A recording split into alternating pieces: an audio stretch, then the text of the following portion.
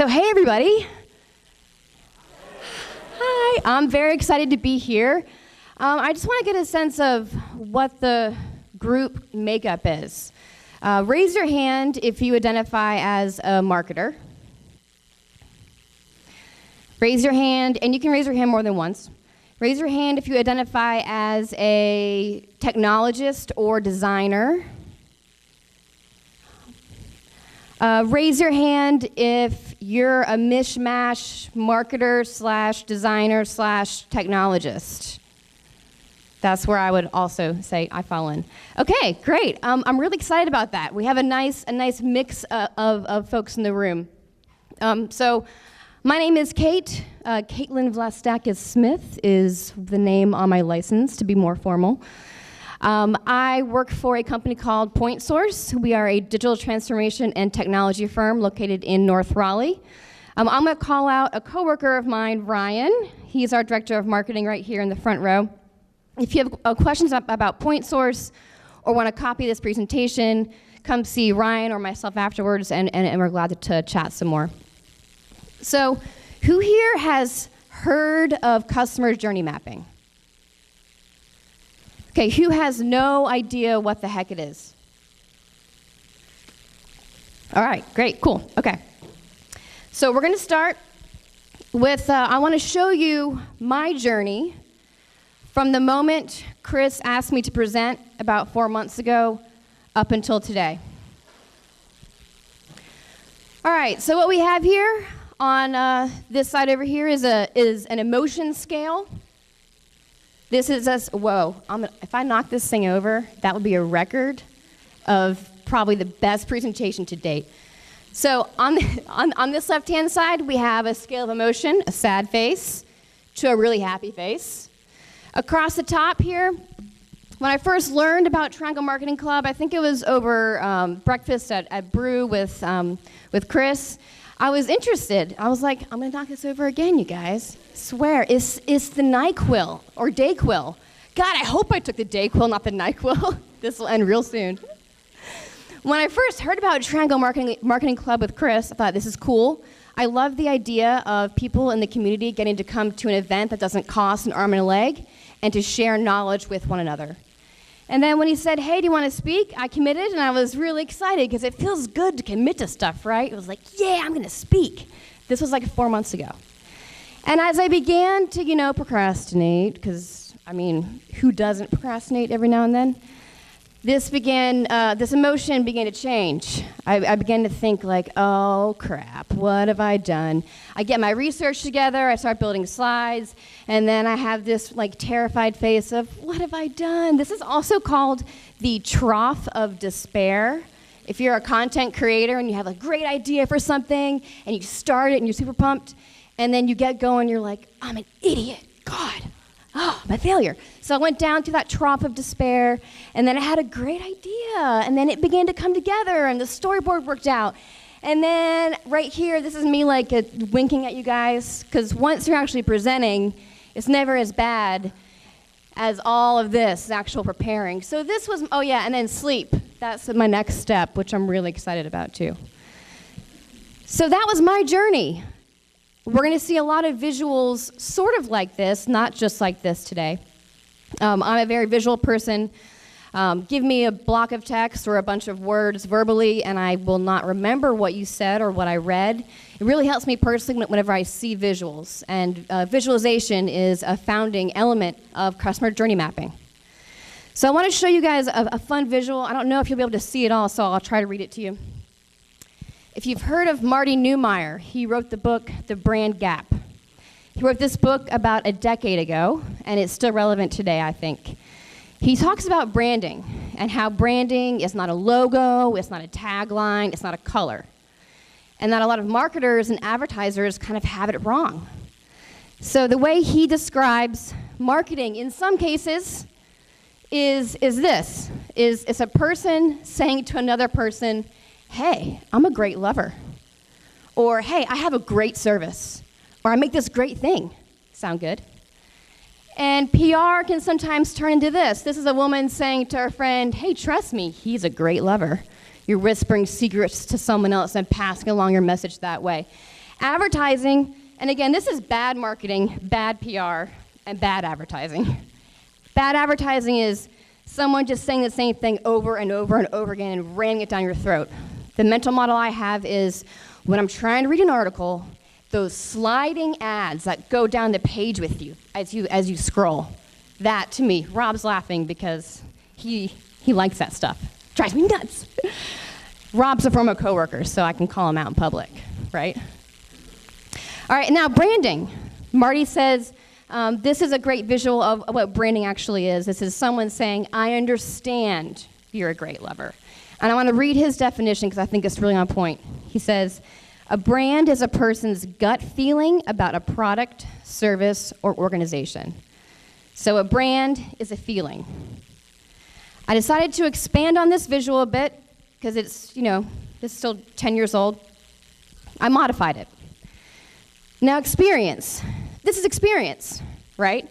This is this woman saying, you're a great lover. Now you can switch silhouettes or use the same, whatever your preference. And this guy's saying, why, thank you. Experience is what customers say after engaging with your brand. And that's why I'm really excited that there are some designers in the room. We're going to be taking some user experience principles and be applying them to business and to marketing.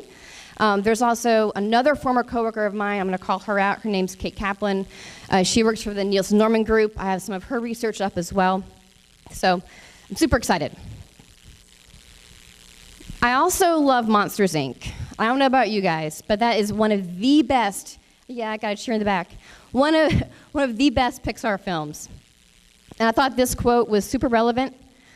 We've heard about this now for about, 5 or 6 years, about the importance of marketing and IT working together.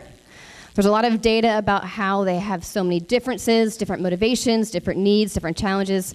And I'm very excited to see that there's a lot more conversation now around how these groups and these individuals are now working towards the same goals. And we see this a lot at PointSource, where we're bringing someone from the marketing side together with the technology side.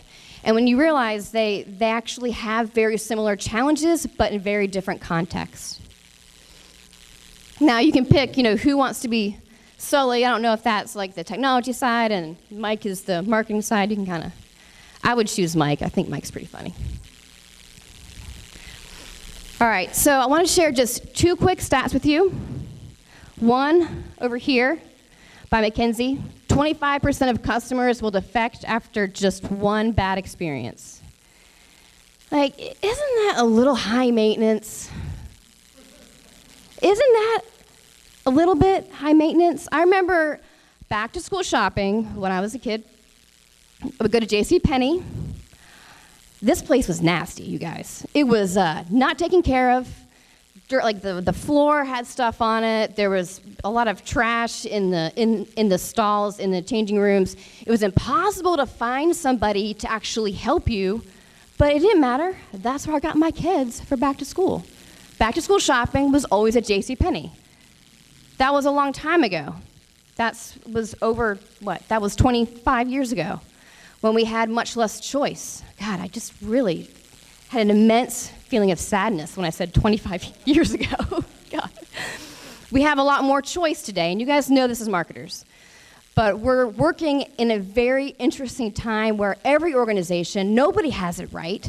Everybody's trying to adjust to these ridiculous expectations that we have as customers, and then we, on the other side, as a marketer, we're also trying to respond to it.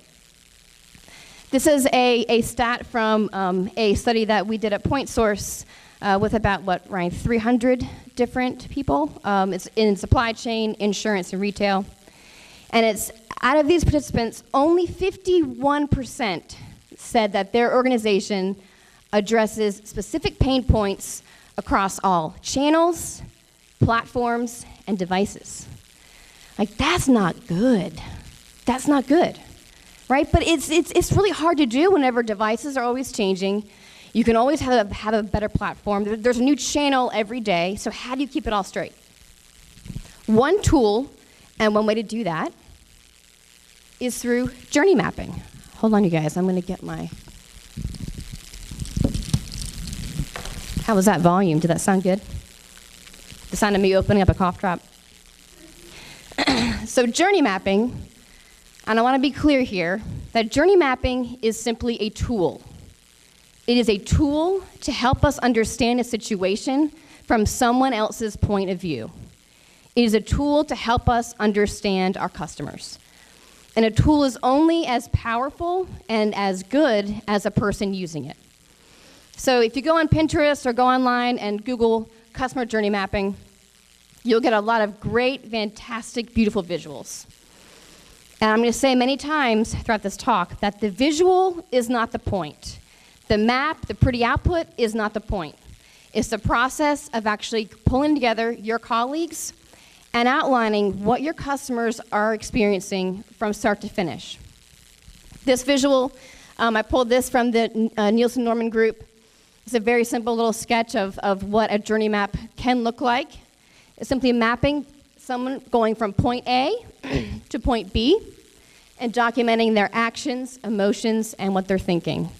And I want to show you an example real quick. Don't be overwhelmed. I know folks in the back, you probably can't see all the details. But this customer journey map was built by the Toronto Symphony Orchestra. And I love their problem statement. This is why they created it. You ready? We are trying to transform a 93-year-old startup. I thought that was really clever. I didn't write it, someone else did. So their challenge was, how do we attract people to the symphony with a very lean budget and a very lean staff? They've always functioned as a startup, but the symphony's been around for 93 years. So throughout this presentation, by the end of this, my goal is for all of you to feel like you have enough knowledge and confidence to go back to your organizations and build a journey map and initiate that conversation. All right, so if you don't leave feeling that, then I have not done my job. But that is my goal. And not all journey maps have to look this complex. But just to give you a sense of what is contained here, the stages of a customer who is going to go to the symphony, they get the idea, hey, let's go to the symphony. Get the tickets, attend the performance, and they want to stay connected. They've mapped along this x-axis customer interactions with the symphony, what they're thinking and feeling, what kind of support is needed as they're making these decisions, and then touch points. I'm not going to spend too much time on this because I want to walk you through exactly how you start building it, but this is to set some context for what a customer journey map is. They all look different, and this one's really pretty. But again, pretty is not the point. If this beautiful diagram sits on a desktop or a file server, it is a waste of everyone's time. So I do want to pull up some data, and again, this comes from Cait Kaplan and the NNG. They conducted a survey of 48 individuals who lead customer journey mapping activities within their organizations, just to find out, like, how's this going for folks? So what is most beneficial is that it creates common goals and vision, which is huge. Remember Sully and Mike running along, and how the technology team and the marketing team often have competing needs, when in reality they should just work together under a common vision and goal. Second was uncovering hidden truths about their customers. So we lead customer journey workshops with our clients at PointSource, and so we'll have folks in the room from the product side, from the marketing side. Once we had someone from finance, that was really cool. And everybody had a different view of the customer. And no view was more right than the other. But it's really cool to see one team, the product team, hear what someone on the marketing side has to say about customers and vice versa. So when is journey mapping really frustrating? Well, it's understanding process and scope. And so what I'm going to walk you through is a process that you can take and adopt and manipulate and bring that to your organizations. Has anyone here done any kind of customer journey mapping at all? Sweet. Okay. What has been most beneficial in your experience? Anyone, just throw it out there. I won't give you the mic because all my germs are right here. The biggest thing in my case was those early days called understanding that everyone has input, they were never going to win again. Ah, that's great. So the consensus that everyone had a voice in sharing what the customer journey was like. What was the most frustrating?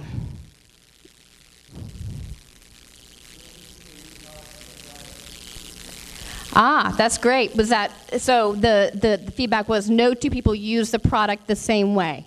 So it was difficult to map a single experience. Great. Okay. We're going to come back to that one because I think that's a really good one to talk about. All right, so why Journey Map? As already mentioned, it's to cultivate empathy for your customers and to create shared vision around goals. It's to surface key moments of truth.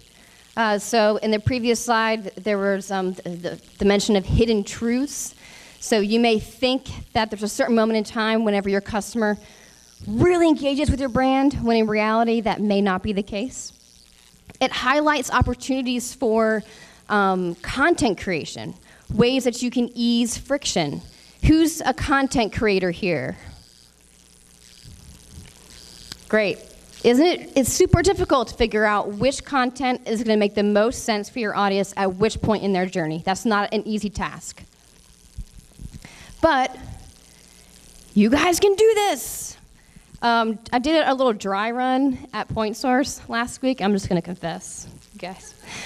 I kind of said that Uncle Sam was Lincoln.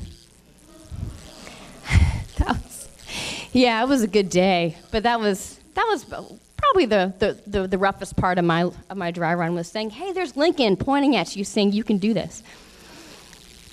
All right, so whenever you leave here today and you're going to go perhaps, initiate this conversation internally, you're going to wear many hats. The biggest one is facilitator.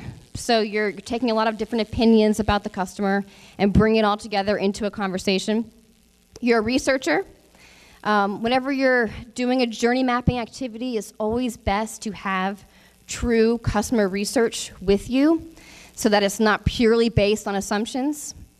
I will say that if you don't have the research, it doesn't mean you can't map your customer's journey. It just means that you have to be very honest about the amount of assumptions that are flying around the room and that you are marking or noting in some way, this is a key moment we've identified, but we have a lot of assumptions. We have to go out and validate with some research.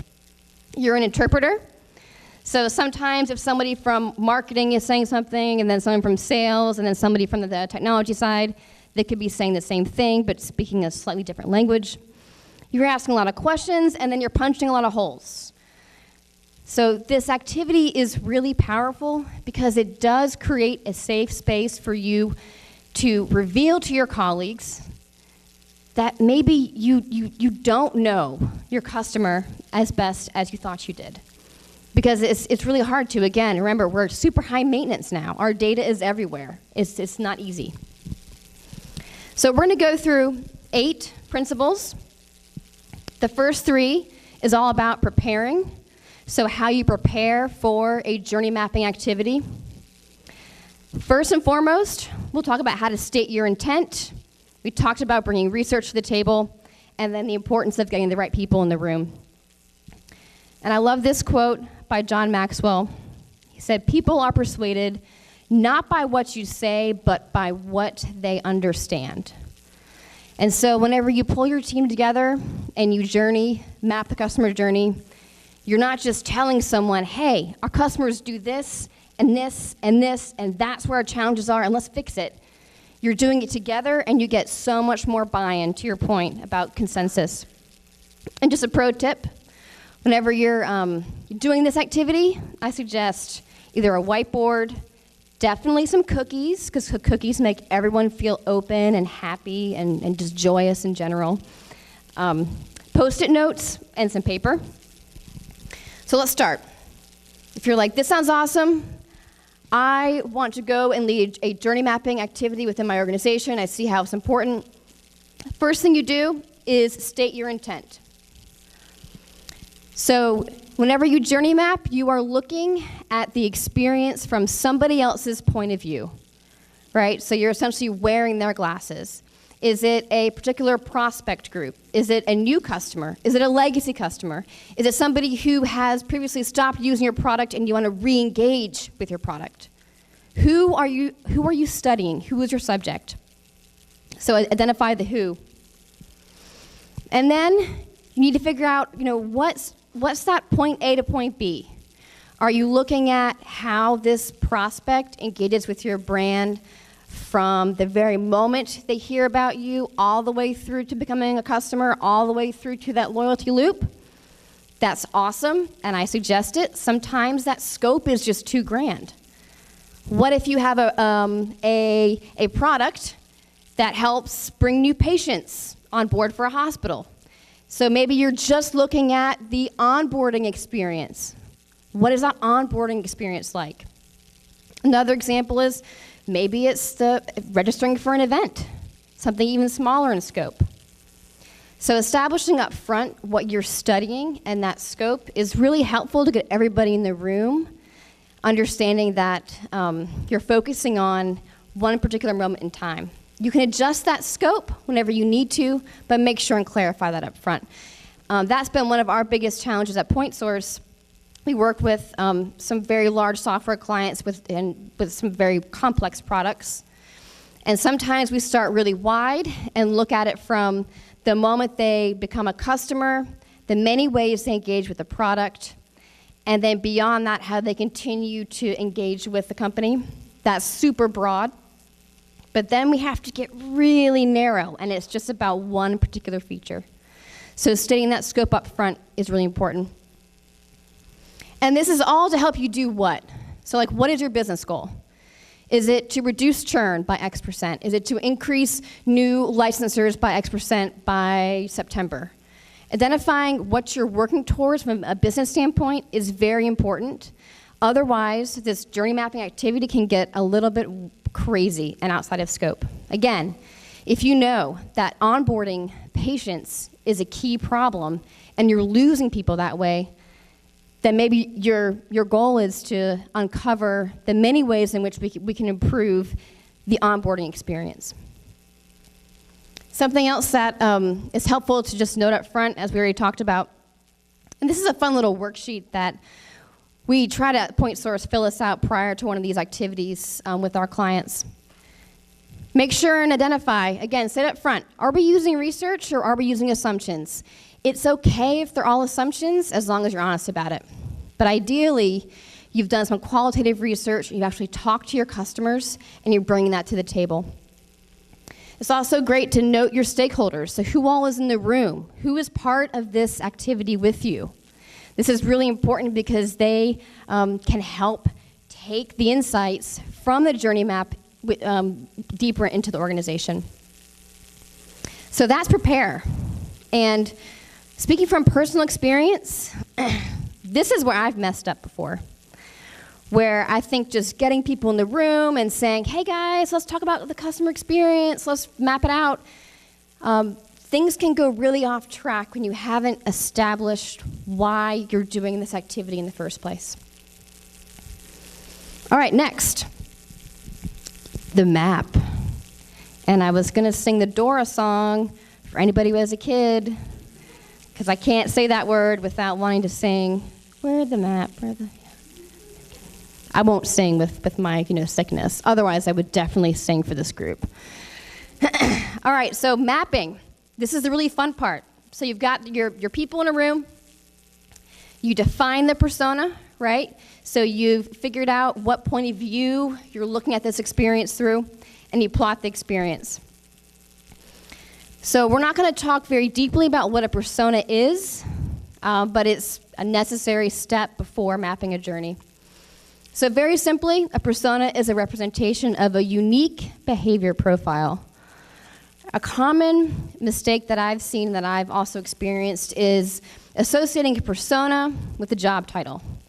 If that's your job title, then there's a persona, when that's not always the case. You can have people within an organization that have different titles that behave the same way that maybe that should be one persona. So personas are based on behavior, not just demographics, not just job titles, and not just roles. Things like their attitudes, what they're motivated by is a really big one, what their pain points are and what their preferences are.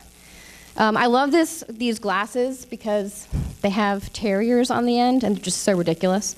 But the reason I chose glasses for this visual is that you're going to put on your customer glasses, essentially, whenever you're mapping out that customer experience, to try to understand. The whole point of this is to understand what it is like for someone else to experience a given situation.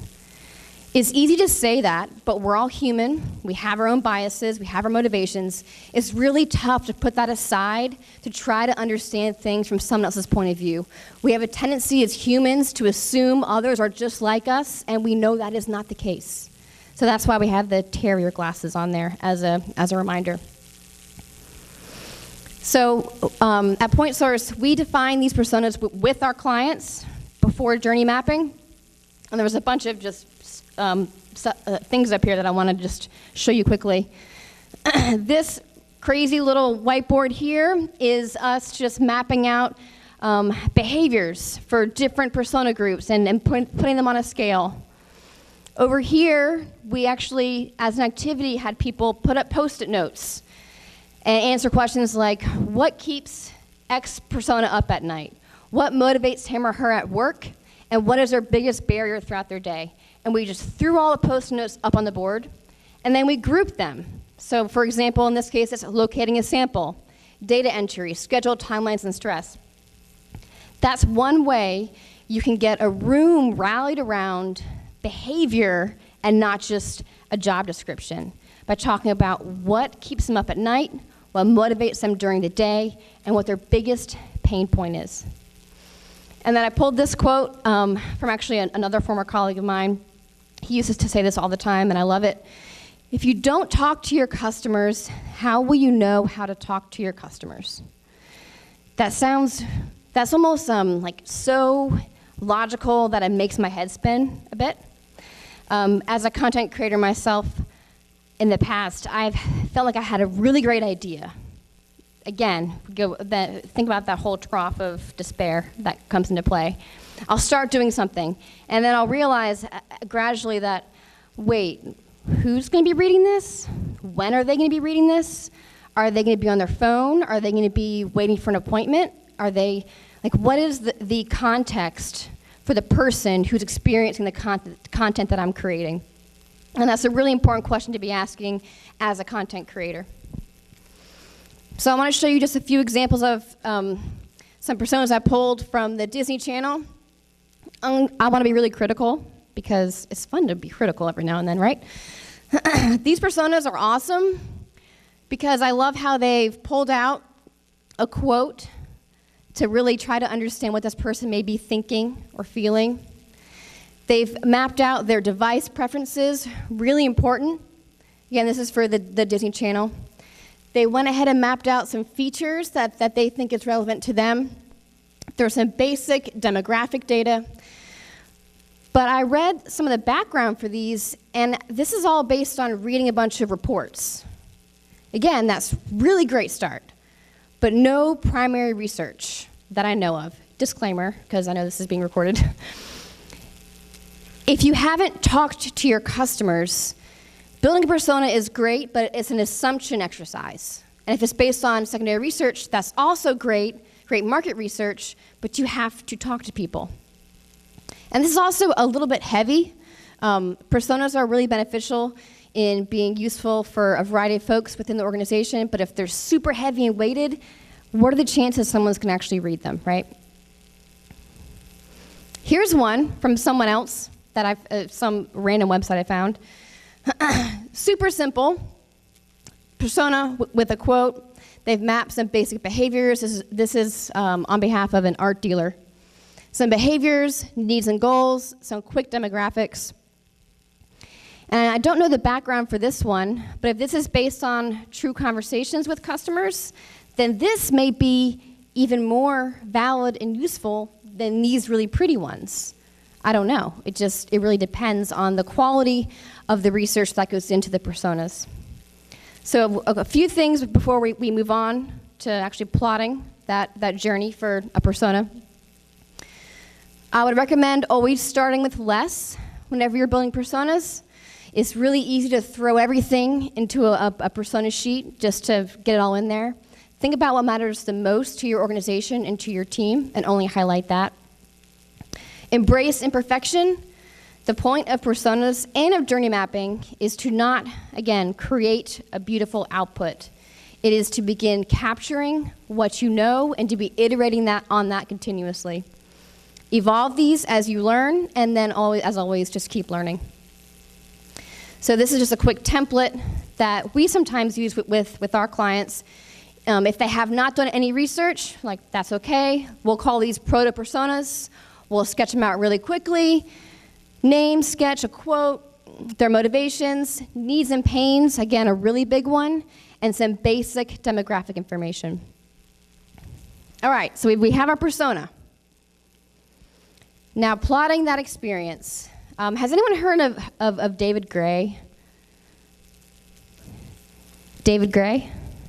He wrote Liminal Thinking. I have a list of books in the back that actually mentions him, but I saw him speak once at a conference, and he's a true visual thinker. He had a projector up there. Think back to like 7th grade math class, I'm dating myself again, where they would work out the equations on the overhead sheet and they projected it. He was drawing pictures while presenting. It was awesome. And I love this quote from his book. A picture can connect the strategic with the tactical in a way no other communication form possibly can. And I think that's really important because strategy and planning often live over here in this bubble. And then tactical, like content creation, can live over here.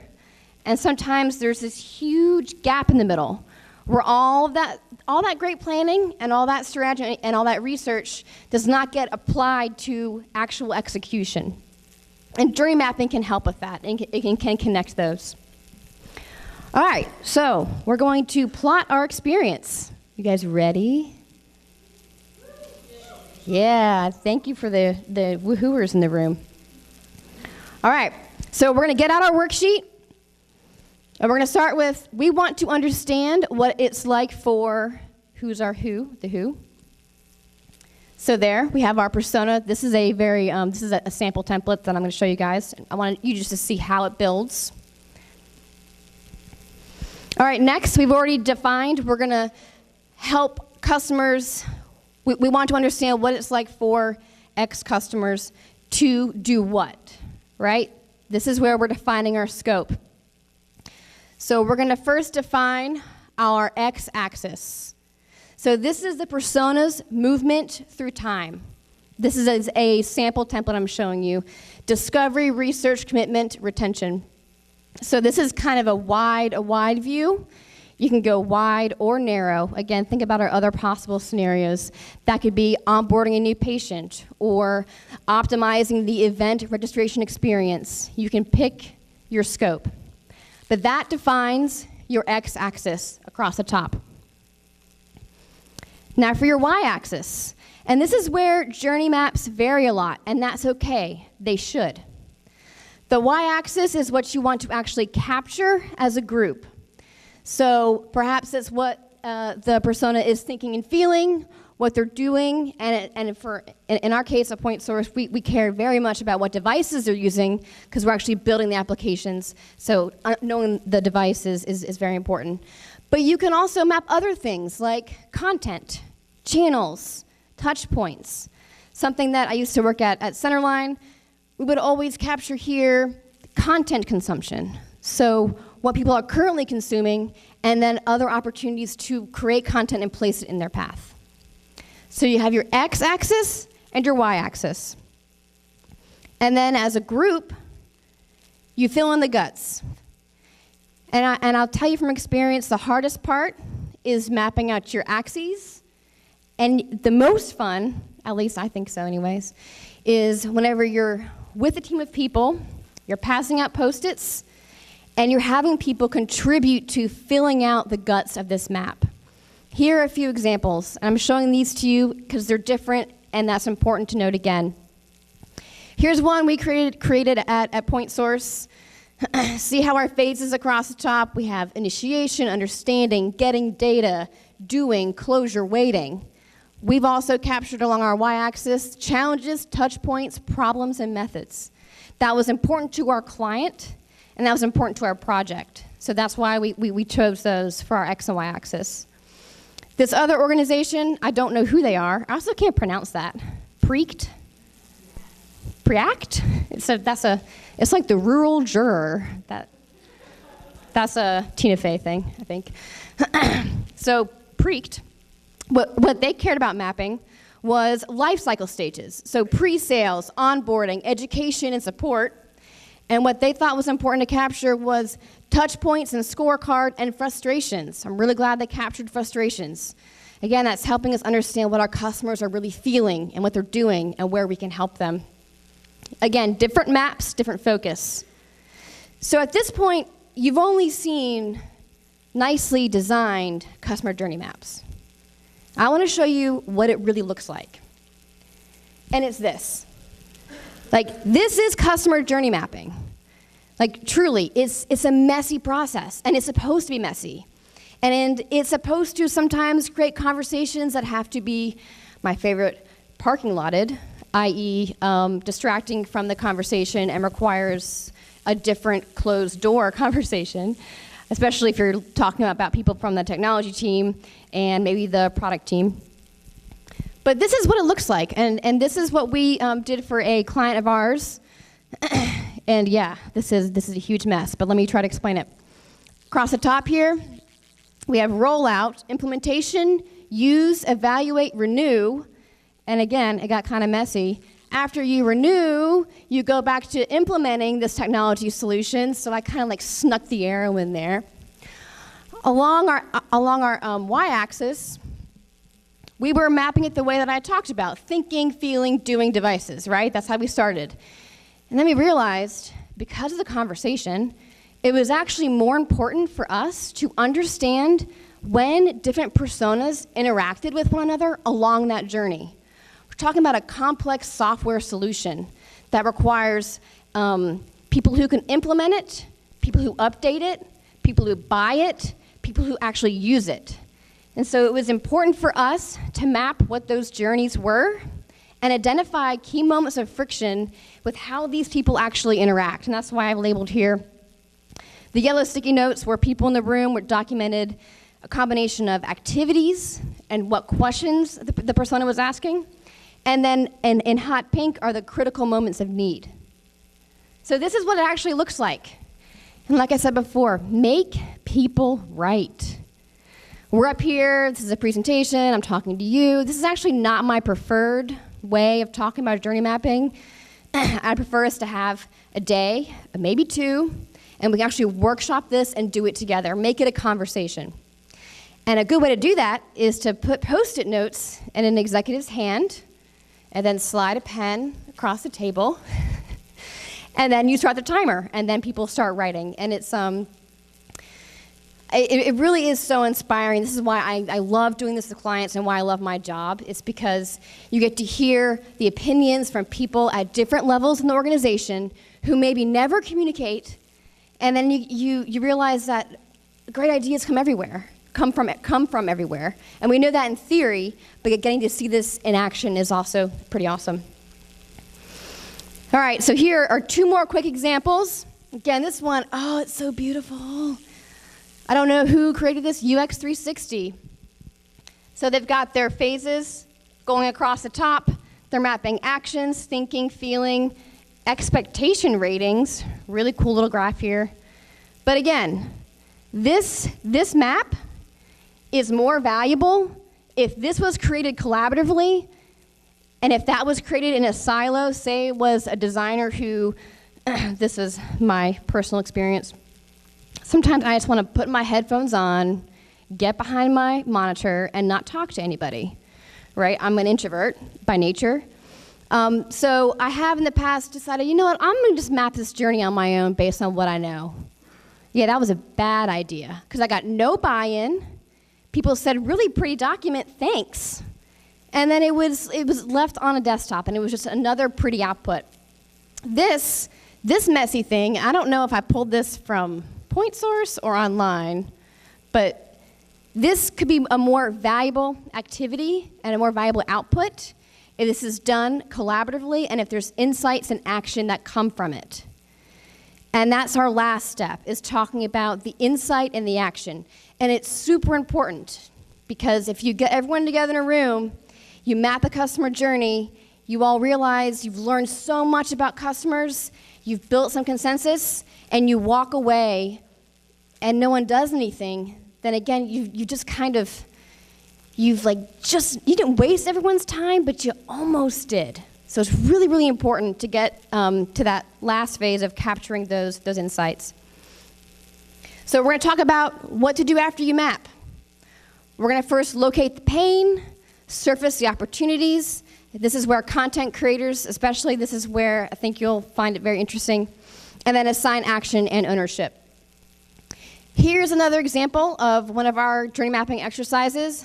Our use case, our scope, for this client was checking in for a blood test.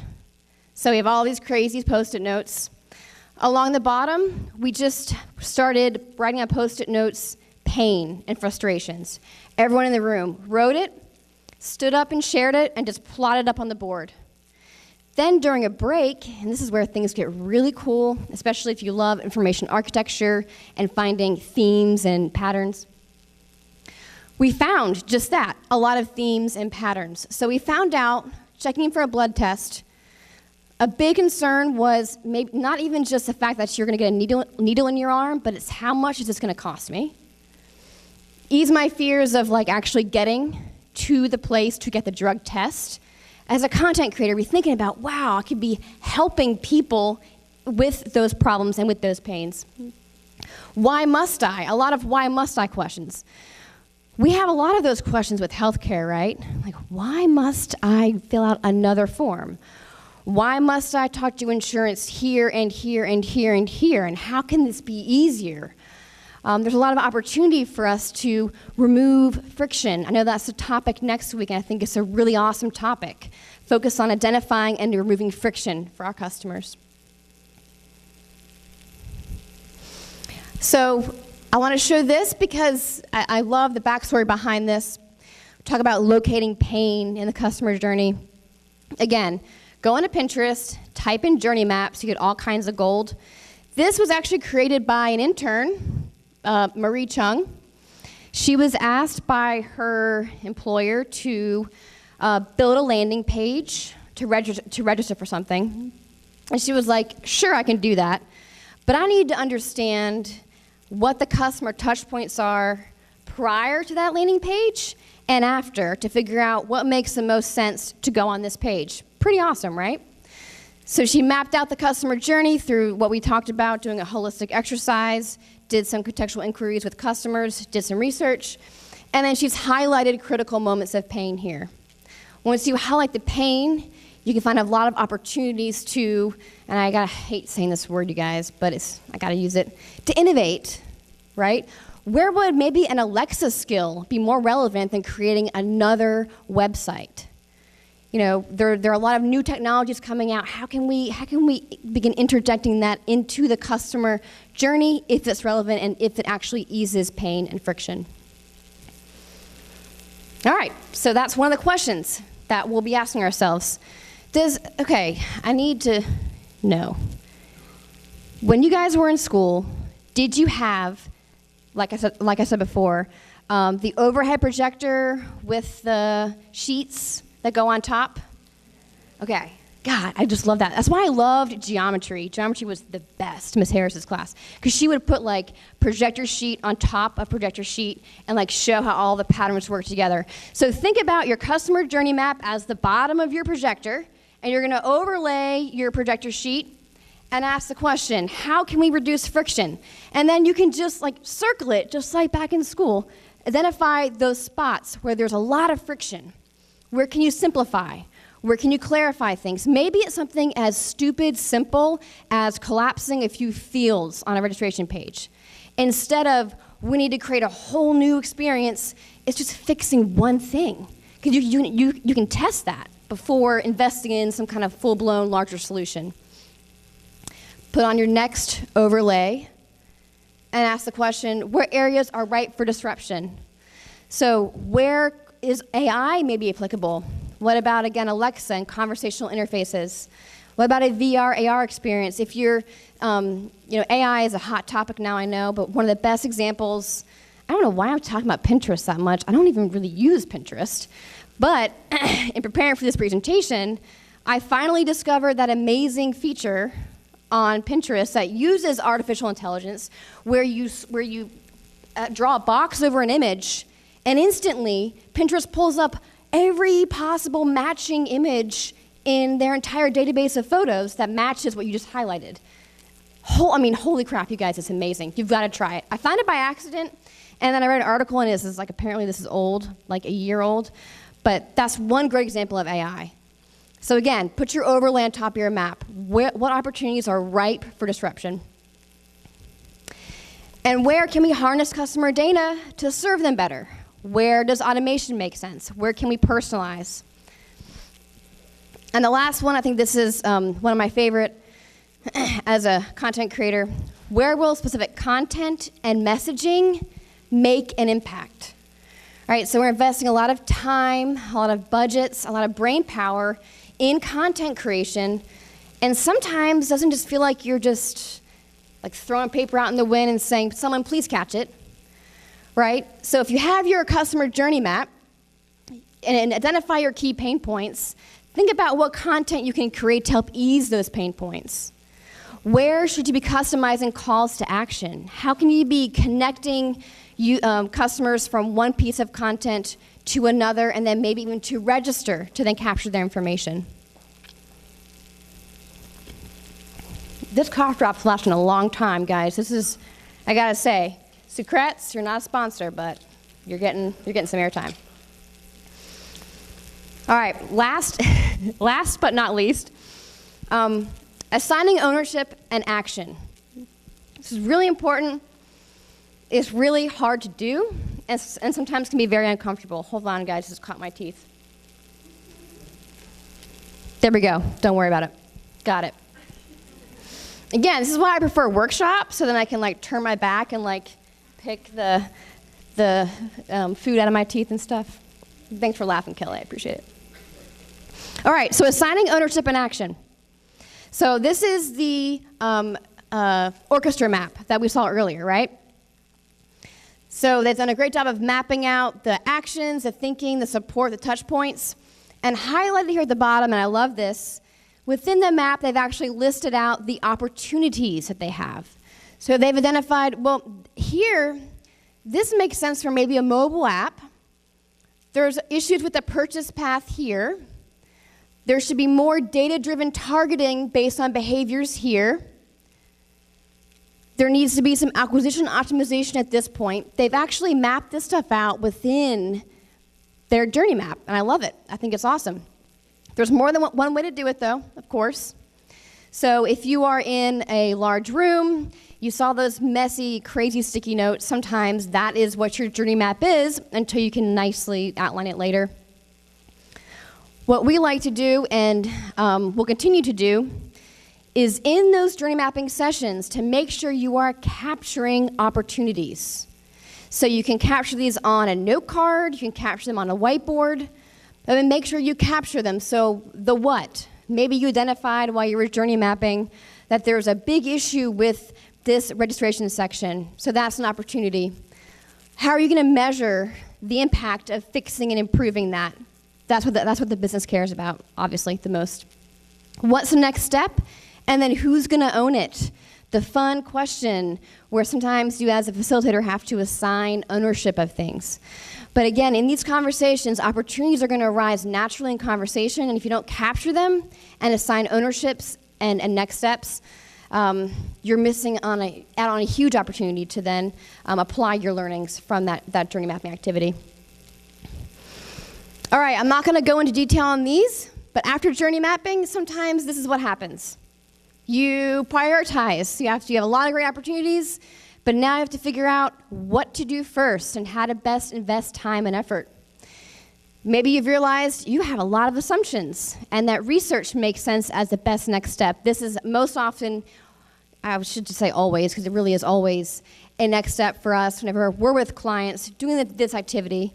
We realize that there are some assumptions and they need more research before investing in any kind of technology solution or expensive content creation.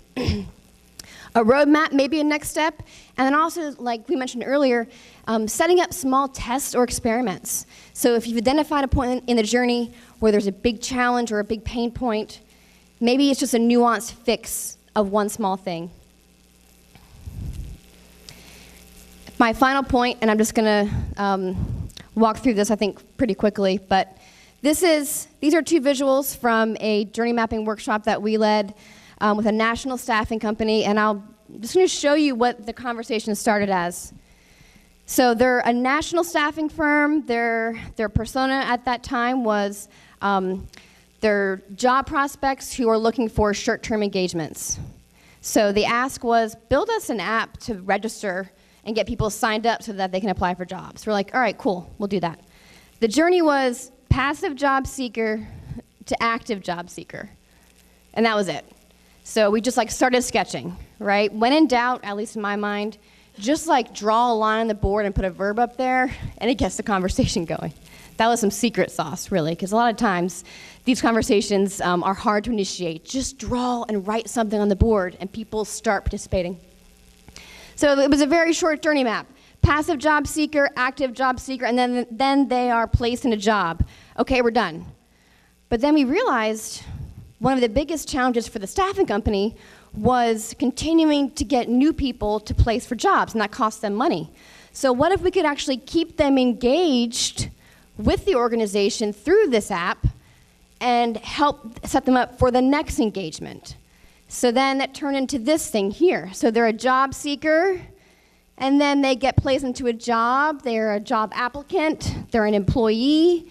And then how can we keep them in that loop, in that life cycle of, we'll place you at your next gig. So how can we stay in touch through various updates and through various content? So the initial ask, again, was just give us a way to sign people up and place them. And it became something greater with much less expense on their part, because then their people didn't have to continuously go out and find new candidates to then place. Again, and it started with just a quick sketch, and then helping to facilitate the conversation to think more holistically beyond just one touch point, the signing into the app, and thinking a bit wider. So just to go through one more time, we have our 8 guiding principles: prepare, map, and act.